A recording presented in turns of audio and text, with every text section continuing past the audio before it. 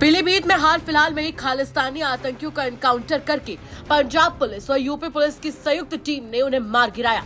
अब इस मामले में हर दिन नए खुलासे हो रहे हैं। ताजा मामला एक सीसीटीवी फुटेज से जुड़ा हुआ है, जहां पर पीलीभीत में मारे गए 3 आतंकियों की होटल में ठहरने की फुटेज मिली। बाकी की तलाश में फिलहाल सर्च ऑपरेशन चलाया जा रहा है। 2 और आतंकवादी होने की यहाँ पर आशंका जताई जा रही है। दरअसल पीलीभीत में 3 आतंकवादियों की मुठभेड़ में मारे जाने के बाद पुलिस ने सर्च ऑपरेशन जब शुरू किया तो बड़ा खुलासा हुआ। पूरनपुर थाना क्षेत्र के असम हाईवे पर एक होटल में 3 आरोपी 20 दिसंबर की रात लगभग 8 बजे फर्जी आधार कार्ड लेकर रुके थे और दूसरे दिन 21 तारीख को रात 9:40 पर इन्होंने चेकआउट किया था। एसपी अविनाश पांडे ने जानकारी देते हुए बताया कि आतंकी वीरेंद्र, जश्नप्रीत सिंह और गुरविंदर ने कुलदीप सिंह, हीरा सिंह और मनजीत सिंह नाम की फर्जी आईडी लगाकर यहां पर ठहरने की साजिश रची थी। सीसीटीवी फुटेज में 5 लोग होटल में जाते दिख रहे हैं, जिसमें 3 वही आतंकी हैं जिन्हें पुलिस ने मुठभेड़ में मार गिराया है। फिलहाल सीसीटीवी सामने आने के बाद पुलिस ने होटल के सारे रिकॉर्ड्स कब्जे में ले लिए हैं, साथ ही मैनेजर को भी हिरासत में लिया है। आरोपियों ने होटल में पैसे कम करने के लिए फोन से भी मैनेजर की बात कराई थी। फिलहाल सीसीटीवी फुटेज के आधार पर पुलिस बाकी आरोपियों की तलाश कर रही है।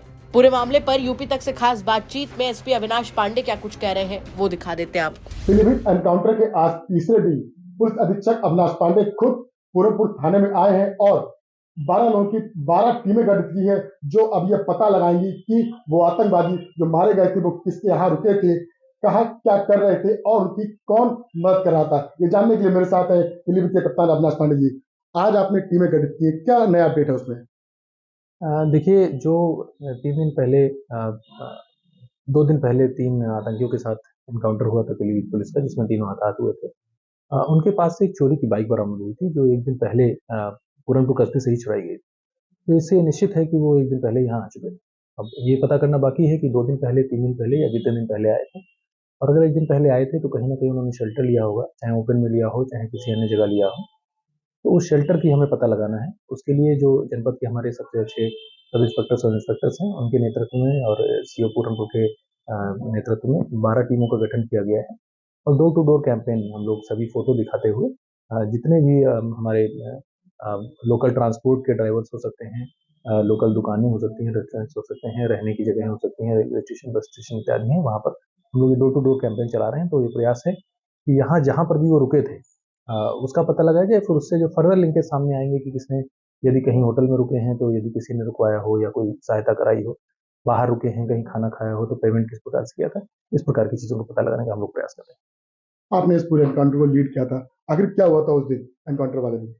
देखिए, सुबह सुबह लगभग 4:30 बजे के लगभग पंजाब पुलिस की टीम यहाँ आई थी और उन्होंने थानों पर ये सूचना दी थी कि जो गुरदासपुर जनपद की बख्शीवाल पुलिस चौकी है, वहाँ पर ग्रेनेड फेंकने के जो संदिग्ध आतंकी हैं वो यहीं पूरनपुर कस्बे में छुपे हुए हैं। उसके संबंध में थाना प्रभारी जो हमारे प्रभारी निरीक्षक पूरनपुर हैं, उनके द्वारा मुझे सूचना दी गई थी।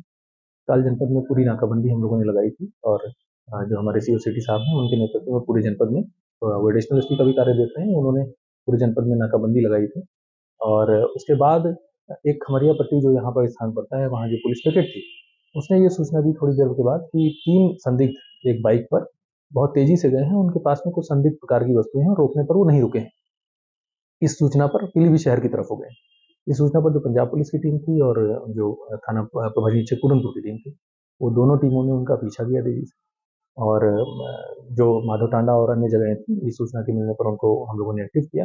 जो निर्माणाधीन पुल है, उससे जो दाहिनी तरफ हरदोई ब्रांच से की नहर पटरी जाती है, उस पर वो लोग मुड़े और ये सूचना जैसे ही प्राप्त हुई वैसे ही इन लोगों ने भी इनकी साइट में वो आ गए। इनका पीछा किया गया। पीछा करने पर आगे से भी प्रभारी निरीक्षक माधव टांडा है, वो उधर से आ गए। दोनों से जब घिर गए ये, तो इनको ललकारा गया, लेकिन इन्होंने तत्काल ही पुलिस पर ताबड़तोड़ फायरिंग शुरू कर दी और ये निश्चित रूप से हमें पता चल गया था कि ऑटो राइफल से किस प्रकार की फायरिंग हो रही है और ये सूचना भी इनके द्वारा कंट्रोल रूम को फ्लैश की गई।